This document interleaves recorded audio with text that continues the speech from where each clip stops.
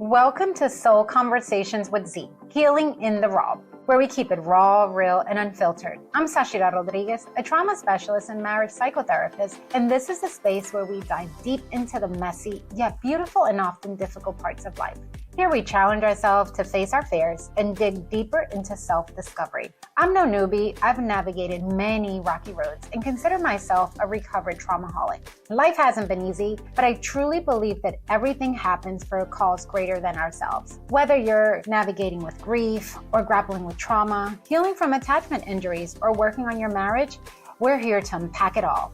No sugarcoating, just honest conversations about the struggles we face and the growth that comes from them. You matter, you were loved, even before your existence, and you're created to do great things. So grab a seat, my friend, take a long, deep breath, and let's get real together. So let's begin. Hello, everyone, and welcome back to Soul Conversations with Z. Today, we're having another exciting episode. This has been a long time coming.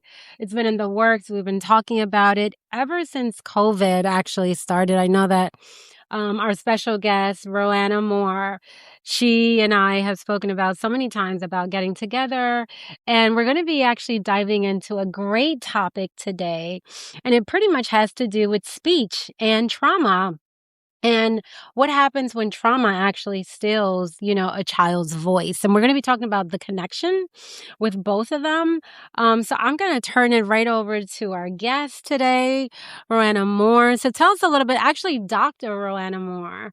So tell us a little bit about who you are and what got you here today. Well, first of all, it is a pleasure to be here. Thank you for having me. Absolutely. We have talked about this for a very long time. We have. And here we are today. So I'm excited to be here to talk about some topics that are near and dear to my heart. Yeah. So I'm so grateful. Yes. So for those that do not know, Rowena and I, we pretty much met during through church, Yes. right? It was first through church. And Rowena is actually an identical twin. So funny story before we even jump in. Rowena, her name is Rowena and her sister's name is Rowan. And I didn't know who I would be talking to until they actually started talking about the topic.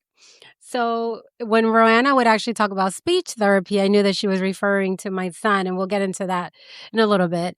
And then when I was speaking to your sister, because she also, right, is a licensed clinician, then I would know like, okay, this is she's the therapist and you're the speech therapist. So that was pretty interesting to actually know a little bit about you as far as like, okay, well, who's who? That's how I used to actually figure it out, like who's who. So let's dive right in and tell us a little bit about, who you are, your background. I know you are, Dr. Moore, and you've done so much work in the community. You and I are, we also do ministry together as far as that goes. So tell us a little bit about your background. Okay, so I come all the way from Trinidad and Tobago. Trinidad, yeah. And I've been living in the United States for over 30 years. Okay. I started off initially when I came doing my degree in elementary ed and special education. And I had moved to Missouri, first of all to Miami, and then to Missouri, and then to New Jersey. So my background in terms of my family, as you said, I am a twin, identical, and I do have two other sisters and a brother. And my sister's younger and my brother is older. So there are a total of 5 of us altogether. And I guess I have backgrounds in different things. So elementary ed, special education. But before I left Trinidad, I also did my diploma in Christian education. So I went to Bible school. Wow. And recently, I went to Rutgers and did my certification in trauma and crisis intervention. Wow. And I also completed my diploma in counseling and biblical counseling and psychology. So You're a I have busy a lady. wide range of You're a busy lady, backgrounds. yes. But where I land primarily is in the field of speech therapy. So I call myself a trauma-informed speech language pathologist. I love that. It's the first time that I'm actually hearing that title. Yes. Wow, that's amazing. So where did this passion come from as far as, working with children, working as a speech therapist? I know you and I were talking a little bit earlier, and one of the things that you said, you kind of like landed into this profession, and that happens to a lot of us. So, help us understand, how did you end up as a speech pathologist? So I started off wanting to help children with communication issues. Okay. So I went to school. I decided to work on my degree in special education and elementary education, Okay. but I still had a heart for helping children who could not speak. So one of my classes was an introductory class to speech language pathology. And when I took that class, the light bulb went off Wow, it in was my like, head. this is what I'm supposed to be This doing. is what I'm supposed to be doing. Wow. And years later, I did contact that teacher to let her know that I landed in the field of speech language pathology. Wow, because of that one class. Because of that one class, wow. I got there. Mm-hmm. So it was sort of a background way to get there, but I got there. Oh my goodness. I love that story, because normally like everyone has like their path as far as like, how did you even land there? And just hearing like all the background that you have as far as, having like special education and all these different things. It's like, oh my goodness, it's like everyone gets to this like one path, but getting there, it's like so many little paths in order to arrive. Yes. And was there ever a time that you decided, or you knew from the beginning, that you wanted to work with kids and, or adults? Was there any, specification that you had? So I think in Trinidad, again, we went to a field trip at a school for children with deaf children who were deaf. I don't know why someone would take children to a deaf school, but that was our field trip. And from that moment, I realized that there are children out there that need help communicating. Wow. So that sparked that desire in my heart to work with children who could not communicate. I didn't know how to get around doing that, but I knew from that experience of going to the school for deaf children that was the path I needed to take. Again, I took a roundabout way. I went into special education and elementary education, but I eventually got to speech pathology. Wow. Now, you did your speech pathology here in the U.S.? Or? Yes, okay, I did. So all that education was here? Yes. Wow. So let me just ask you this. So when you're seeing like different kids and stuff, or you're around different children, is that easy to pretty much, kind of like point out like, they have a speech? Because people ask me all the time, like, is there ever a time like how do you like turn off the brain, right? As far as a lot of times we hear people saying like, you're psychoanalyzing me, right? So for you, like you're in a crowd with all these different children, right? Is that something that you kind of, point out right away? Absolutely. It's very hard to turn the switch off because I'm aware of what a child who has a disability, looks like, or communication impairment.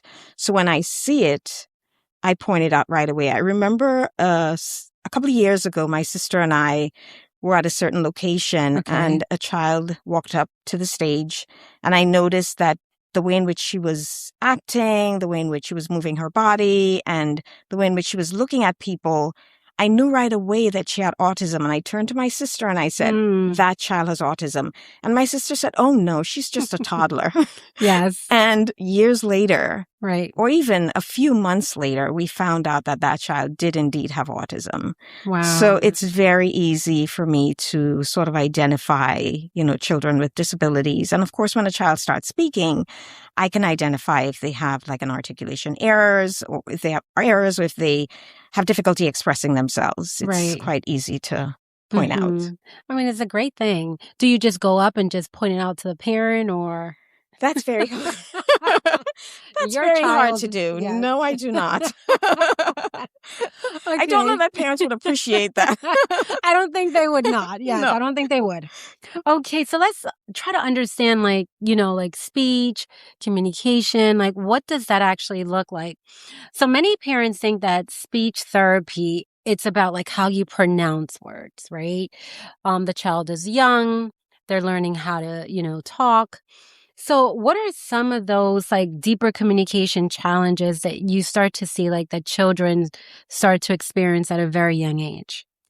So, of course, everyone identifies the communication impairment as a speech articulation error. Yeah. However, there are different facets or areas of communication that we don't always talk about. So one of them is your ability to express yourself. So if a child has difficulty using vocabulary, putting words together to form sentences, understanding grammar and using it appropriately, that's all part of speech therapy. Okay. Sometimes children have difficulty with comprehension, so they may have difficulty with reading comprehension or listening comprehension. Some children have difficulty following directions. Yeah. And those are all areas that we work on. We don't always think as well about voice, but that's a part of speech therapy. Wow. So for children who play sports or for children who yell a lot, sometimes there are these nodules that grow on their vocal cords and they may become very hoarse and have laryngitis. Wow. So we also work on vocal abuse therapy and voice therapy. Sometimes there are pathologies, like medical issues that may cause a voice issue, like vocal paralysis. If you have a surgery, sometimes that might impair your vocal cords and, your vocal cords can actually get paralyzed. So we work on different aspects of voice therapy as well.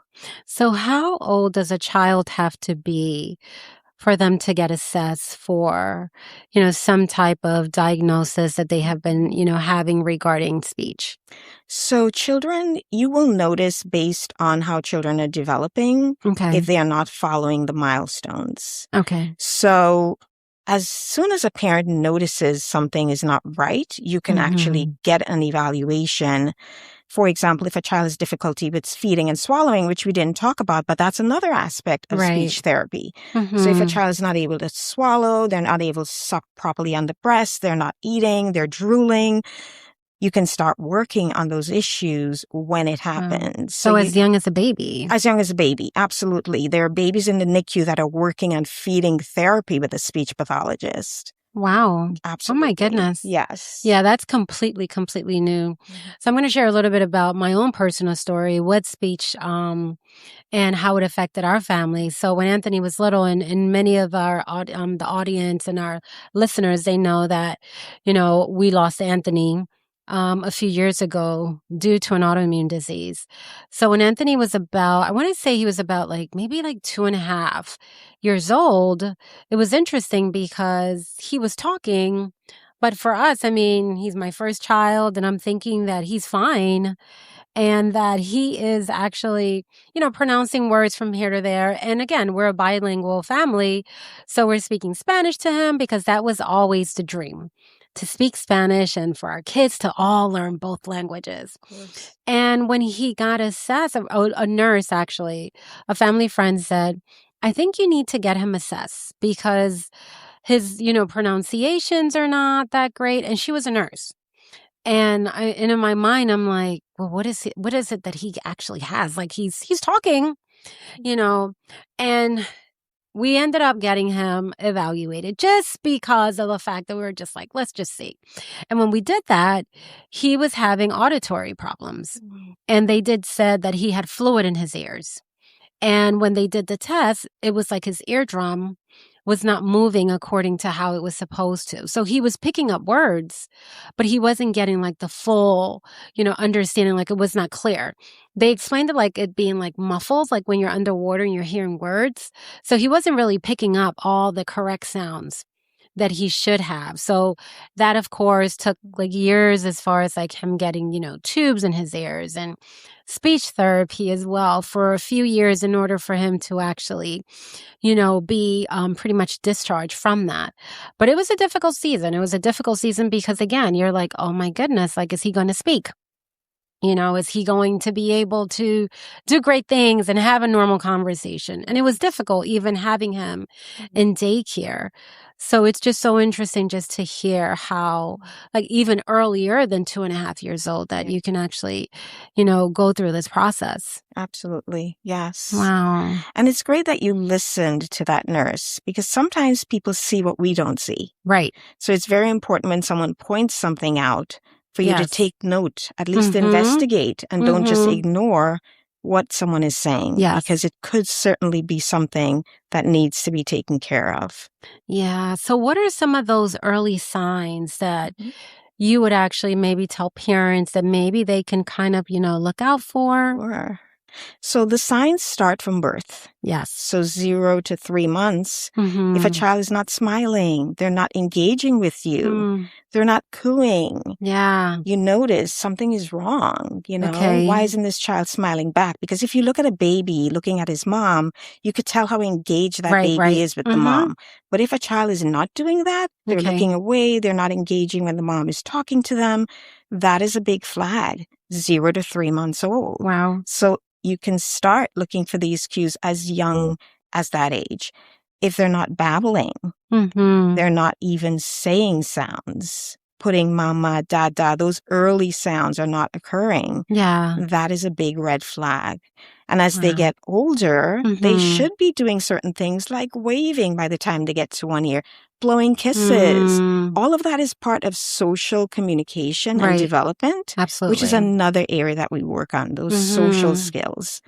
So you pay attention. Are they starting to say words, starting to say sounds? Are they using 2 words together? By the time they're 18 months, they should be combining words. By the time they're 2 years old, they should have a vocabulary of at least 50 words. Wow, So 2 years old. You should be looking at those developmental milestones to identify how a child is progressing. And as they get older, are they having difficulty with reading and writing?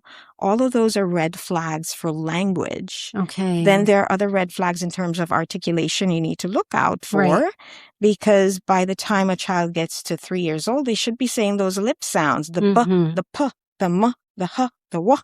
All of those lip sounds should be coming in, and then some of the other sounds, the K's, the G's, the F's. So it's important to know what the developmental milestones are and to track how your child is progressing. And it's unfortunate because parents do not know this. Right. They don't know if a child is actually developing the way that they should be. Right. Because you're talking about a lot of different signs that they should be looking for. Yeah. So who sits down and says, hey, there's some challenges or some signs that I'm noticing, and maybe your child could have, issues with speech? So that information is available online. I always recommend the American Hearing, Speech, and Language Association website. And of course, if you just type in speech and language developmental milestones, you would see a lot of information about how a child should be progressing. So it's available for every parent to actually track how your children are developing. Yeah. I guess for me, I'm just trying to think about, like, if there's, again, people perish because lack of knowledge, right? So if you don't know, you don't know. Right.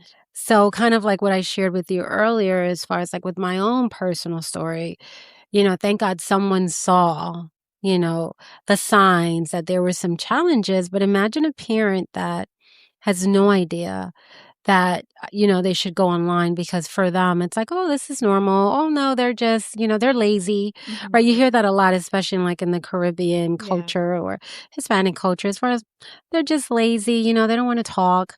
So it's just a little bit challenging even for the parents to be able to know what they should actually be looking for. Yeah. Absolutely. And I think always, if you're not sure, check with your pediatrician, because they also have knowledge of how children should be developing, and just let them know. I noticed that he's not saying words. I noticed that sometimes when he tries to say words, he's getting stuck, or he's just saying a sound and it's just prolonging. Like he can't get the word farm out. He's saying and he can't get the word out. Some children stutter before they're 3 years old, and that's normal. But if it continues, then it's a big red flag that we need to pay attention to. Right. So always double check with your pediatrician. Yeah, that's good. That's really good. Because I guess they would be also the main ones to know that there are some red flags and some signs, happening, and then that's tough too, telling a parent that, your child seems to be having, presenting with some sort of, speech impairment or, that's another thing. Yeah. How has your experience been with having to tell parents, hey, there's some signs here?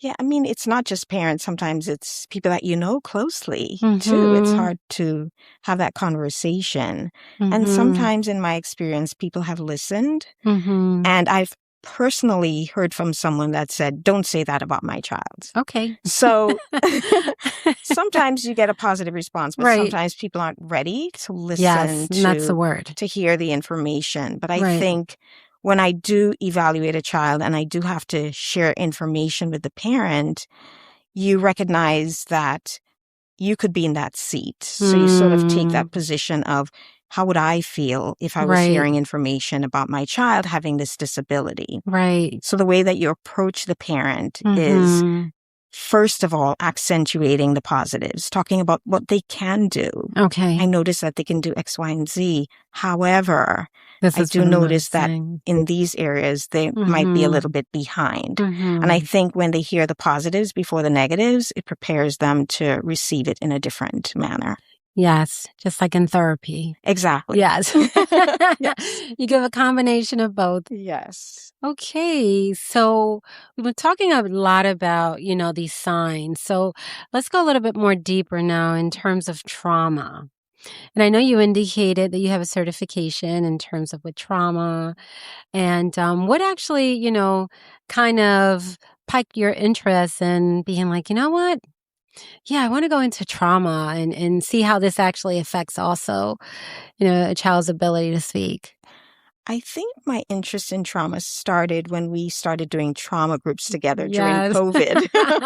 So share with the audience a little bit about that. So during COVID, we had an opportunity to work with the AACC and get our certification in trauma. And we started a class called Healing the Wounds of Trauma. Yeah. And it was great in that we were able to, and still continue doing that class, helping people who have experienced different types of traumas in their life. We also had the opportunity together to work with people who had experienced some trauma when our church burned down. So my interest in trauma started in just helping people in general. Right.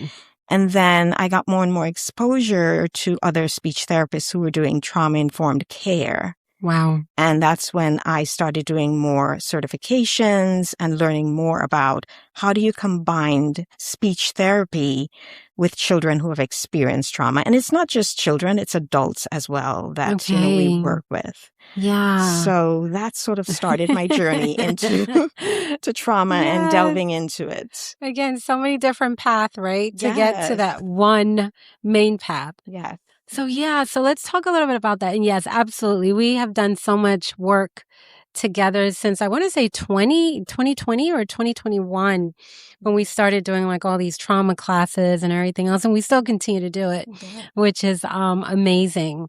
But I remember when you were talking about, oh my goodness, I want to do some trauma work. And then you just started and now here you are today. Yeah. Being able to work with children like that. So how does trauma actually impact, a child's ability to be able to communicate? And I know that's a loaded question. Yeah. So you could try to like break it down for the audience. Okay. So how much time do I have to break that down? Well, we have a little bit. We have a little bit. Yes. So I think it's important to realize that trauma can start in utero. Okay. Trauma can impact the fetus. Absolutely. Yes. And as the child's brain is developing, the majority of a child's brain develops in utero. Yes. So if a parent is experiencing trauma, that impacts the child itself. Yes. So studies have shown that children who have parents who experience trauma end up having prematurity, low birth rate, they're colicky, Yeah. et cetera, et cetera. It impacts the child in utero. Anything that impacts your brain also impacts your learning and your growth. Absolutely. So it doesn't start after a child is born. It starts even before that. Right. And in early childhood, children who experience trauma at a young age, they have difficulties later on in their thinking, their processing, their memory, and their communication skills. So to kind of break it down in terms of language itself, children who experience trauma definitely have difficulty expressing themselves. So you would find that these children have a smaller amount of words that they know. Their vocabulary is smaller. Their ability to express themselves in full sentences is smaller. So we notice that it impacts even their thinking skills. So their ability to comprehend what you're saying is hard. It's hard for them. Their ability to follow directions, to be able to think through a story, or even to tell a story. Their narrative skills are very much impacted. So you think about a child who has experienced trauma and they now need to tell their parent, or they now need to tell a police officer or a social worker. Their ability to put stories together is definitely impacted. And what happens to someone who's going through a trauma? Well, part of your brain is disassociating. So you're not able to even remember specific events that are happening or sequence the events that happened. So when you do try to explain it, you can't. So their brain capacity to be able to explain things are definitely impacted.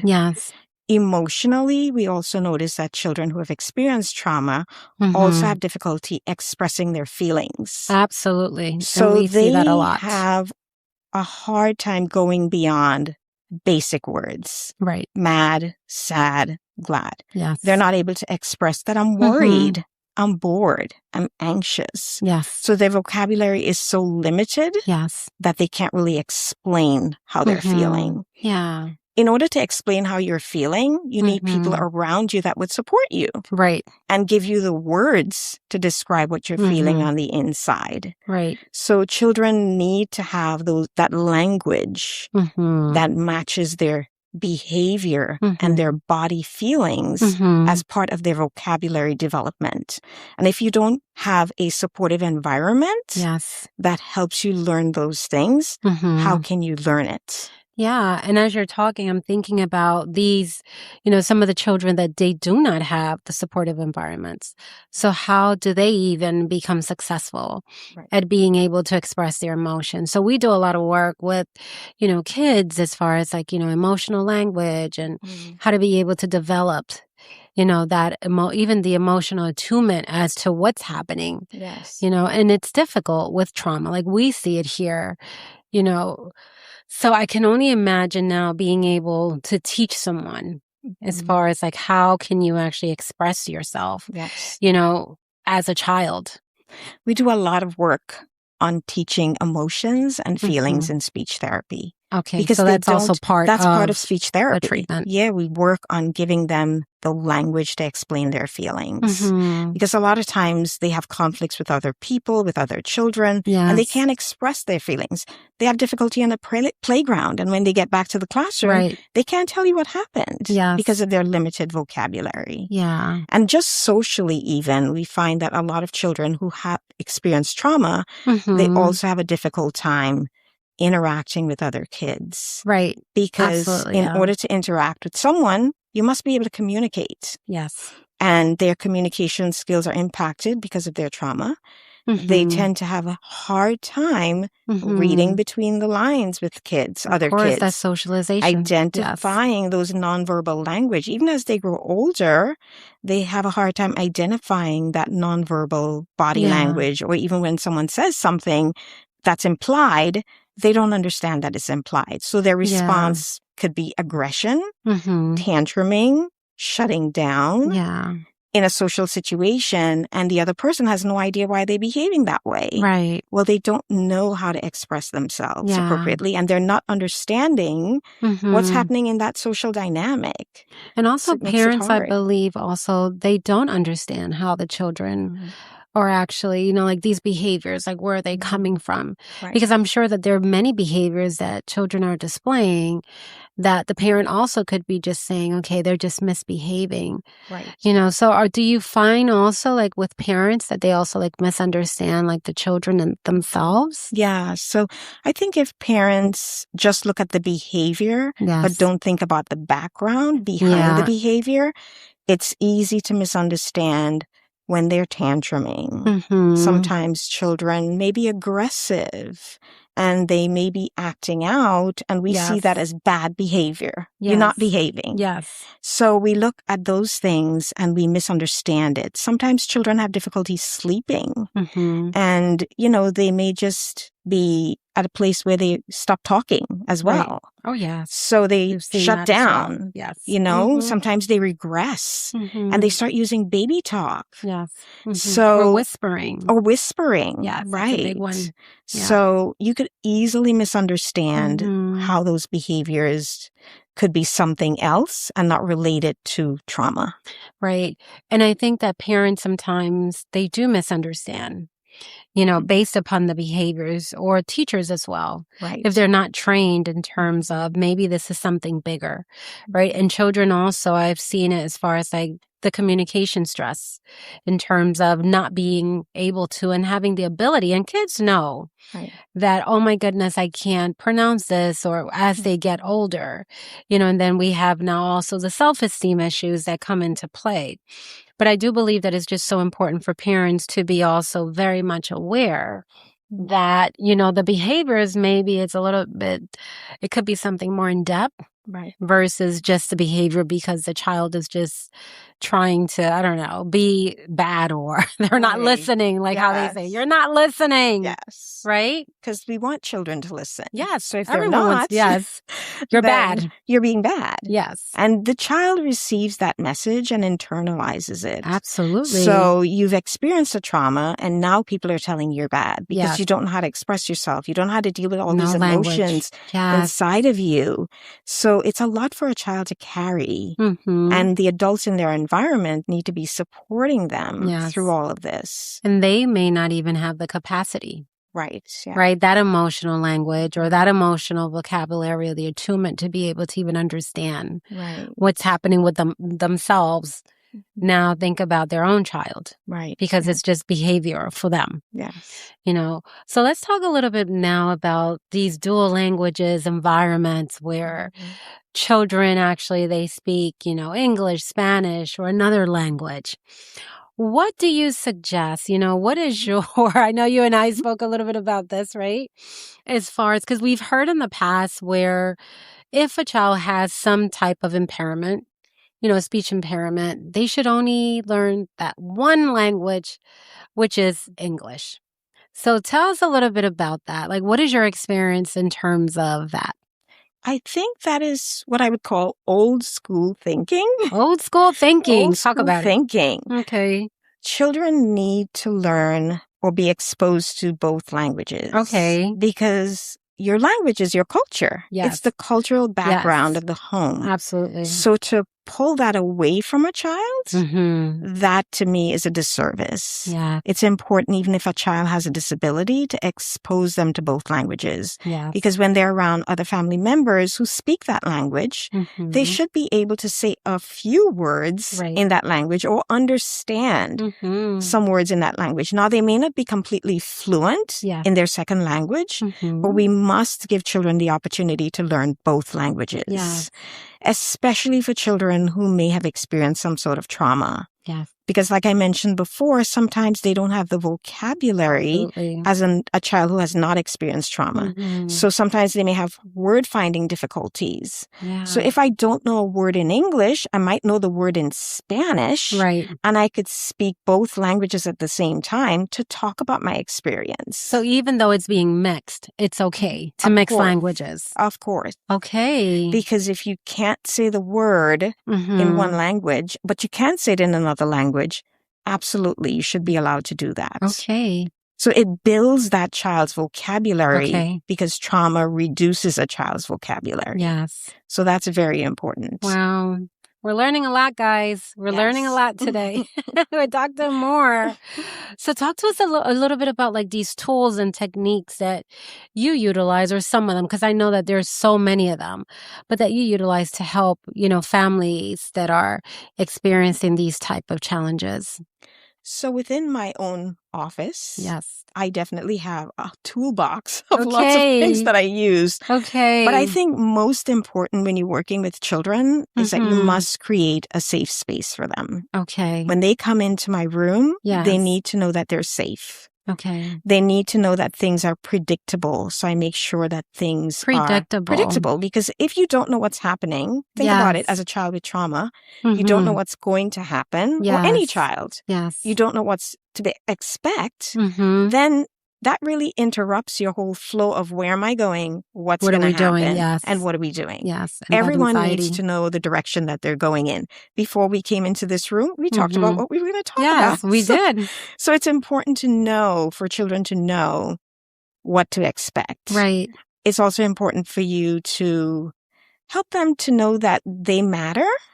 And that they can choose. Yes. So I always offer choices for children. Okay. I do a lot of play-based therapy. That's one of the tools in my tool chest. Yes. Is to allow children to play, because children learn through play. Yep. We learn through play. Yes, absolutely. So it's important for children to play, and I always offer them choices. Would you like this, this, or this? Yes. Now, I don't open up my whole closet and say, choose, because it could take forever. Yes. But I do give them some choices, because then they're going to be more engaged in the process. Absolutely. If they have the choice as to what they're going to do. Yes. So you have to allow them to make choices.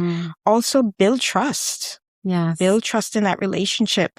Before I start getting you to speak, you need to trust me. Right. So that's an important piece of my whole speech therapy tool chest, is I need to build trust. And I always start my sessions with, tell me about anything you want to share. Now, that could get you into trouble sometimes. Oh, yeah. Because one time I had a child That's a deep question. I said, so what do you want to share? It's share time. Well, my mom hit me with a spoon over my head. Oh, boy. So, of course, I had to report that. Yes. I just had to get involved. I didn't want you to share that part. Everything else except the abuse. Oh, my goodness. But it's important because of course. What that taught me was that child felt safe enough to tell me that. So you have to allow them time to feel comfortable, time to trust you, time to share. And just allow them to be themselves, Yeah. It's like that rapport building, right? Just like in therapy. Yes. And everyone knows pretty much that I'm a trauma specialist. So we do a lot of work, with building trust. Yes. Because if we have a client that comes in, there is no way that they're going to just expose their whole entire life in front of us just because I showed up and they showed up and we just said, okay, tell me about what's happening. It takes time, and it takes, a lot of security, a lot of them feeling safe with you, because they're also testing the waters. They're also testing, can you be trusted? Why do I have to open up, or why should I open up to this person sitting across the couch, which I know nothing about it. Right. I know nothing about you, right? All I know is that you're a professional, you're a woman, and you're here to help me. But why should I actually do this? Why? What about you makes me feel comfortable enough? And it sounds like that's what you're talking about, even with the littles. And I don't think that we actually specify. Can you tell us the age group that you normally work with? So typically I work with children in my private practice that can be any age. And I even work with adults in my private practice. Yes. But the majority of the time I work with children between the ages of 8 to 11. Okay. So that's a very delicate age, It's a delicate age. Exactly. Yes. Exactly. Yeah. But getting back to how we do therapy, one of the things that relates to trauma is that sometimes you may notice a child having some emotional issues. Yes. So we do incorporate some techniques that you use, such as grounding. If you notice that they might be disassociating or they might not be feeling safe, we do try to do some breathing exercises to kind of calm them down. I also try to be very mindful of my tone of voice. Yes. Because if they start escalating, of course, and I start escalating, we have a problem. Then we have a problem. Yes. So you have to try to use a very calm voice to help the child themselves be calm. Yes. And I have noticed this working with children who have suffered trauma, that if I pull back and I'm calm, they reciprocate. Of course, their whole nervous system. It just changes them. Yes. So that's really important. But then we do fun things too in therapy. We do dancing and movement activities, because even dancing and movement helps children with speech therapy. So sometimes we might take a brain break and we might put on Go Noodle or Kids Bop. Okay. Any one of those things that could get them moving. We might do it at the beginning of the session. Yeah. Midway, if you notice that they're getting a little antsy. Then you shift it around. Shift it around, let them move. Sometimes I put up stations in my room so that they can move from one station to the next, so they're not just sitting in one place, or just be on the carpet instead of at a table. So you have to kind of mix it up and be child-centered and child-focused. And read their bodies. It'll tell you how they're feeling. And make adjustments as you go. It's so interesting as you're talking, and I'm thinking about, you're talking about like the grounding and the breathing exercises and all that. And it's the same thing in terms of like what we do also in our sessions. So it's kind of like you're doing the stabilization in order to begin the treatment. And it goes hand in hand, because we cannot work through trauma if you're not stabilized. Right. So most of the time we'll have to go through stabilization in order for us to go to the next step, which is then now when we start to work through trauma, because if not, someone can actually be re-traumatized. Right. And we don't want that. So speak to the parent that's out there listening right now and saying, oh my goodness, I had no idea. What can I do now to actually help my child? Because I've been noticing some signs that are popping up here and there. Speak to that parent that's out there listening to you. So I would say to any parent, if you notice signs that are popping up, get help. If you notice anything that's outside of the norm, it's important to at least investigate. Okay. Talk to your pediatrician, like I said before. Talk to someone that's a speech pathologist.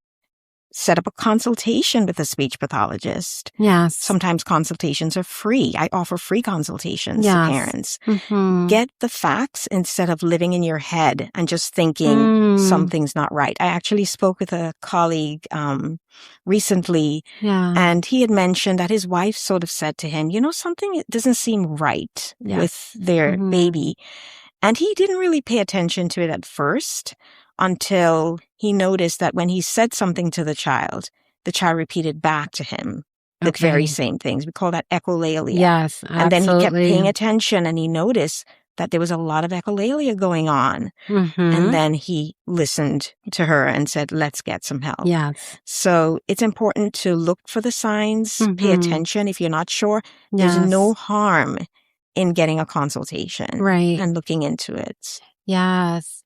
So it also depends as well on the parents, being open-minded as well, and not just shutting down, thinking that, oh my goodness, something is wrong with the child. And, because there's also fear, as far as like, okay, I want to have, let's just say, a child that has no type of challenges. And then all of a sudden it's like, oh, here we are today.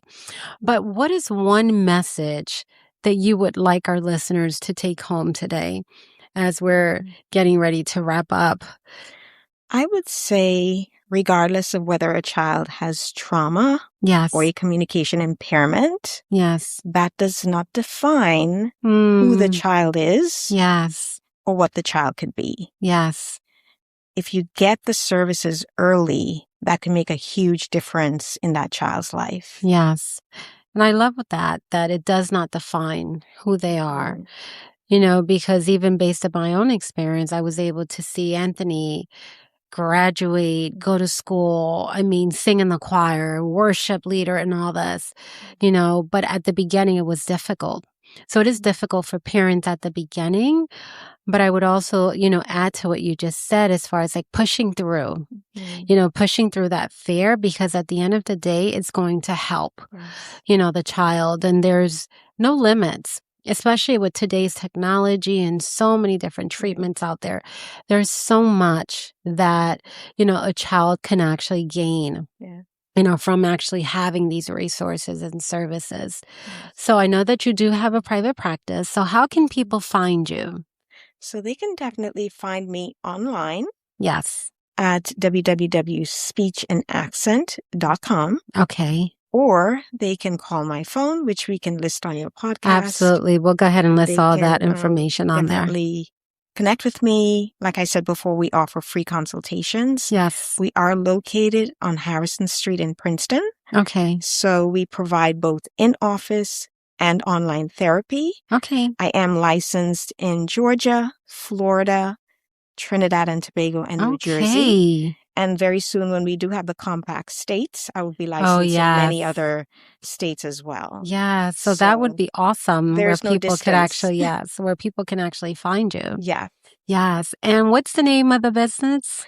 It's Global Speech and Language Therapy. Yes. And I had forgot to mention that I also work with adults who have issues with foreign accent reduction. Yes. So I work with individuals who want to improve their English pronunciation skills and do more corporate business speech therapy. Wow. Or individuals who have trouble with telling their own story. We work on narrative skills as well. Wow. With individuals who have experienced trauma, adults. Okay, Dr. Moore. Oh my goodness. We've had a wealth of knowledge here.